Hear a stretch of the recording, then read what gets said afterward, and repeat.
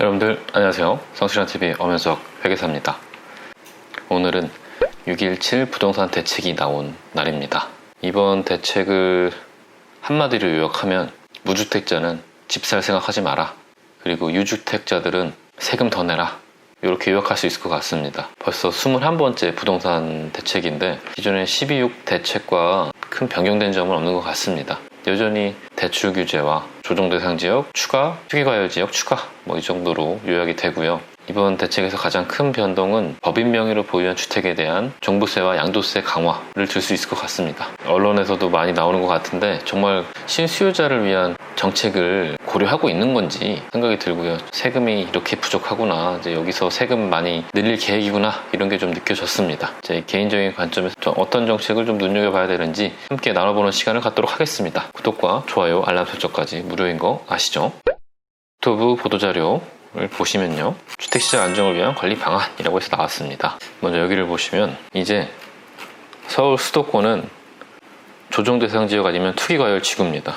이 조정대상 지역 투기과열 지구가 어디까지 번져나갈 것인지, 이제 토지거래 허가구역까지 지정했구나. 서울 송파구와 강남구, 잠실 마이스 개발사업과 영동대로 복합개발사업 부지 그 주변을 살 때는 서울시에 허가를 받아라, 새롭게 지금 발표했습니다.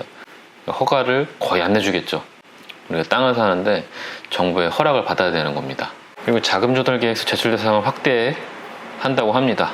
지금도 투기과열지구 조정대상지역 3억 이상 주택 거래 시 자금조달계획서를 작성해서 제출해야 되는데, 이것을 투기과열지구 조정대상지역 내 주택 거래는 모든 거래가격과 상관없이 모두 자금조달계획서를 제출하라고 합니다.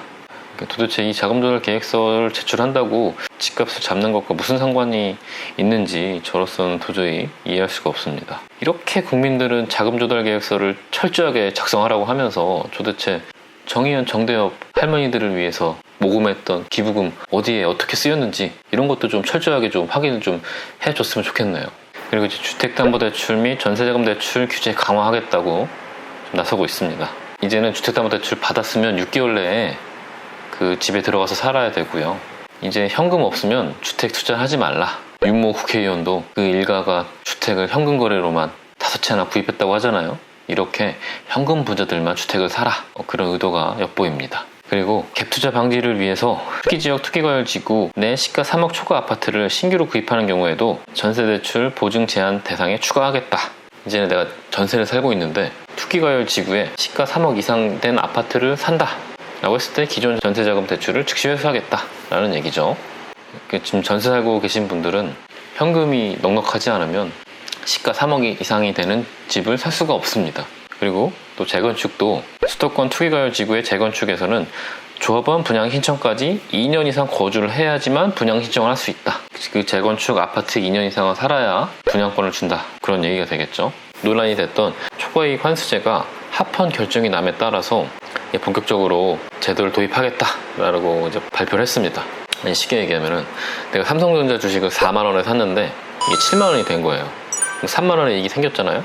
그러면 삼성전자 주식을 팔기 전까지는 그 3만 원은 미실현 이익인데, 미실현 이익에 대해서도 세금을 매기겠다, 이게 합헌이 된다는 것도 놀라웠는데 그걸 어떻게 운영할 것인지 좀 눈여겨봐야 될 것 같습니다. 보통 세금이란 게 미실현 이익에 대해서는 과세를 안 하거든요. 그 이익이 실현돼야지, 내가 삼성전자 주식을 실제로 7만 원에 팔아야 그 3만 원에 대해서 과세를 하는 건데, 이 초과이익 환수제는 내가 집을 재건축해서 그 집에 사는데도 불구하고 양도하기 전까지는 아직 미실현인데 그 미실현된 이익에 대해서도 세금을 매기겠다 라는 의미여서 이게 정말 어떻게 운영될 것인지, 나중에 실제로 그 주택을 양도했을 때는 내가 초과이익 환수제 때문에 냈던 세금을 공제를 해주는 건지 구체적으로 어떻게 될 것인지 좀 지켜봐야 될 것 같습니다. 이번 대책에서 좀 많은 변경이 있는 부분이 바로 이 부분인데요. 법인을 활용한 투기 수요를 근절하겠다 라고 하면서 모든 지역 주택 매매 임대사업자에 대해서 주담대를 금지하겠다고 합니다.